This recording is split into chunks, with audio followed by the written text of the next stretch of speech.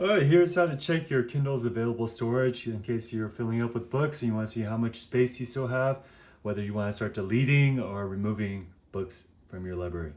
Okay, so if this video helps, please consider liking, subscribing, give me that thumbs up. All right, we're gonna go ahead and click on the three dots on the top. Settings, we're gonna click on settings right there. Next, we're gonna go to device options. And from here, you're gonna see device info. When we click here, this will tell you on the very bottom, it says space available. And so I have 26.84 gigabytes free. This is a 32 gig. Okay, and it also tells you, like this is the 11th generation, Paperwhite 5, they call it. Okay, so that's pretty much it. And here's how you see how much Kindle storage you still have. And if the storage is getting low, you can free it up by removing or permanently deleting books. I have other videos on that, so please check it out. And thanks for watching. See you next time. Bye-bye.